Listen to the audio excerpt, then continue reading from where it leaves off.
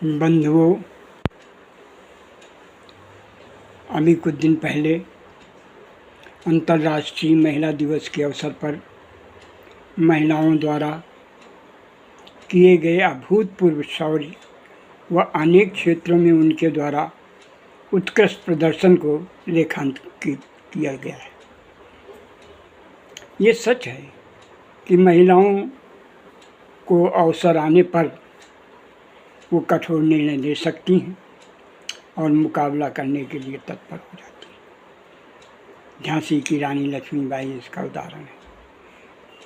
काली, दुर्गा, महालक्ष्मी, ये सब महिलाओं की ही रूप है। आज भी हम देखते हैं महिलाएं सैनिक के रूप में, पुलिस के रूप में, वायुयान उड़ाना हो, ट्रेन चलाना हो, यहाँ तक बस, कार और ई रिक्शा तक चलाती देखी जा सकती है। किंतु इसका ये तात्पर्य नहीं है कि सभी महिलाओं को अपना उद्देश्य बदल देना चाहिए।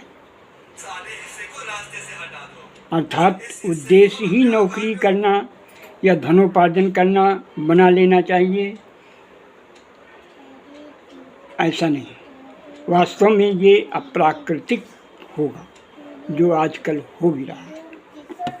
आजकल लड़कियां अपनी पढ़ाई और शिक्षा का उद्देश्य ही बदल दिया है। वो अब टेक्निकल या रोजगार परक शिक्षा को महत्व देने लगी और वो पढ़ लिख कर रोजगार प्राप्त करना चाहती हैं, जो चिंता का विषय है।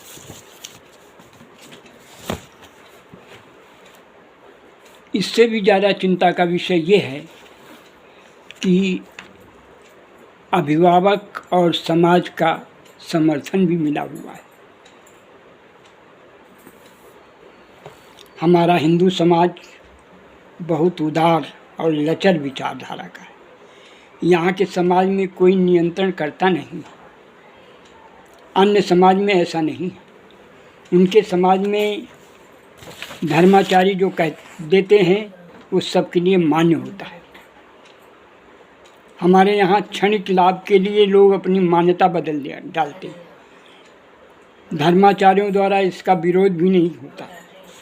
परिणाम ये होता है कि हम स्वतंत्रता और स्वच्छंदता में फर्क नहीं महसूस करते।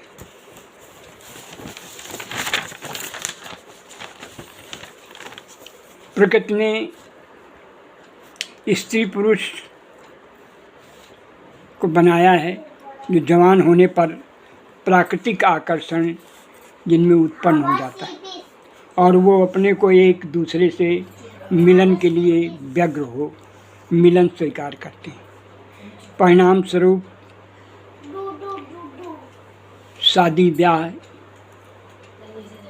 रीत के अनुसार होती है और उससे पुत्र या पुत्री का जन्म होता है। मनुष्य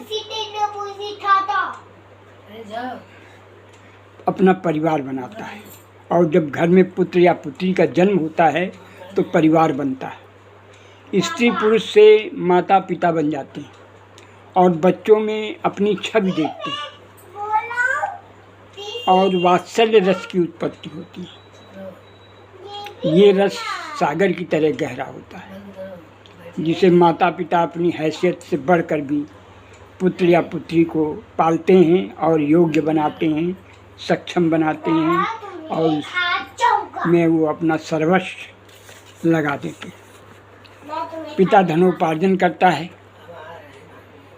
और माँ घर को संभालती है, बच्चों को सक्षम बनाती है, उनको अपना पूरा समय देती है या पूरा अपना जीवन अर्पण कर देती है। इस प्रकार धनोपार्जन साधन है और परिवार पालन तथा बच्चों को पढ़ाना, योग्य बनाना, सक्षम बनाना उद्देश्य है।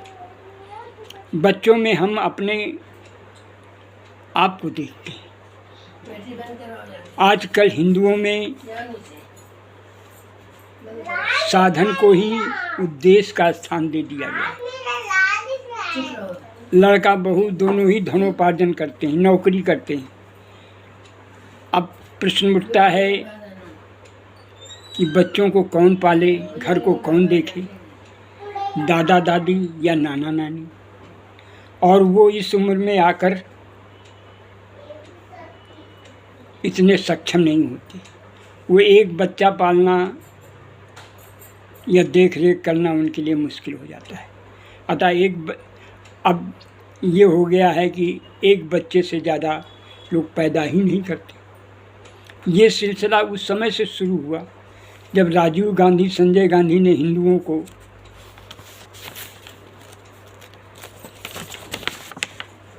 ज़बरदस्ती नसबंदी कराने और सरकारी कर्मचारियों का वेतन रोक कराने हेतु सरकारी कर्मचारियों का वेतन रोका जाता था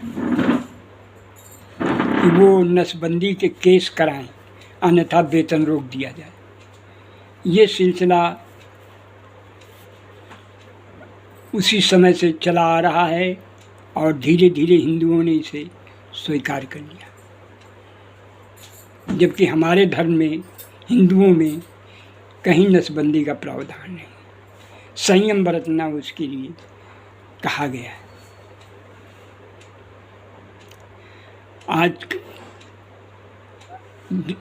आज जो स्थिति है उसे देखकर हैरानी होती है।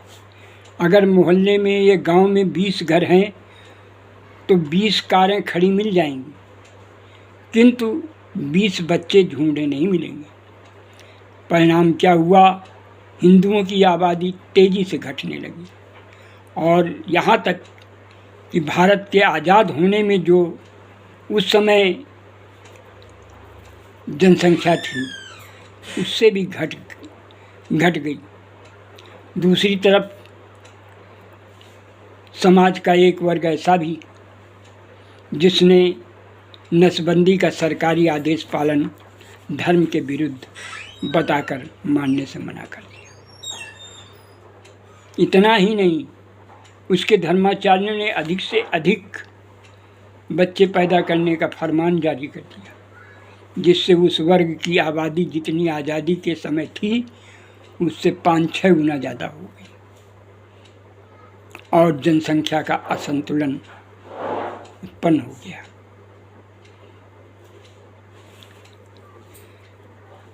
हम हिंदुओं में विरोध करने का स्वभाव खत्म हो चुका है। वोट बैंक की राजनीति हावी है।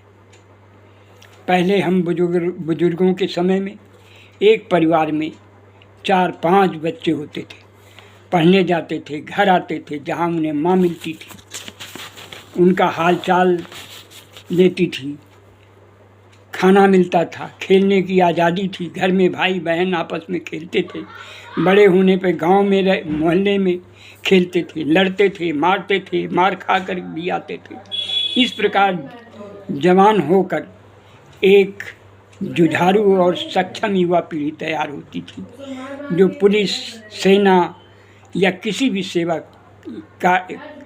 या कार्य के लिए उपयुक्त होती थी। आज जब एक बच्चा पैदा होता है, आज जब एक बच्चा पैदा होगा और वो दादा दादी या नाना नानी आदि उन्हें पालेंगे,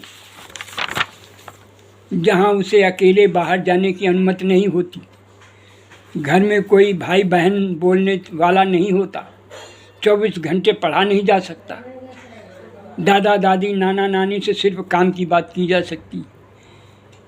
इस प्रकार बाहरी समाज के माहौल से वो लड़का वाकिफ नहीं होता, अकेले रह रहकर डिप्रेशन का मरीज बन चुका होता है और जो मोबाइल या लैपटॉप ही जिसके खेलने के साधन हैं। ऐसा तैयार हुआ युवा से हम क्या उम्मीद कर सकते हैं? इसके बारे में हिंदू समाज को, उनके पुरोधाओं को, उनके नेताओं को सोचना चाहिए और अभिभावकों को कठोर निर्णय लेना चाहिए। वो बात अलग है कि कोई लड़की घरेलू समस्याओं से के कारण बाहर नौकरी करने निकलती है, उसकी मदद की जानी चाहिए। कोई लड़की बहुत मेधावी है, उसे लक्ष्य पाने का अधिकार होना चाहिए, न कि पूरी आधी आबादी ही रोजगार करने हेतु बरगलाई जाए। ये तो घोर अप्राकृतिक कार्य है। ये तो हिंदुओं को हिंदुस्तान से मिटाने की साजिश महसूस होती है। हिंदू समाज को अपनी विचारधारा को नए परिवेश में सोचना चाहिए और प्रभावी निर्णय लेना चाहिए, कदम उठाने चाहिए। दोस्तों, कहीं देर ना हो जाए। जय हिंद, जय भारत।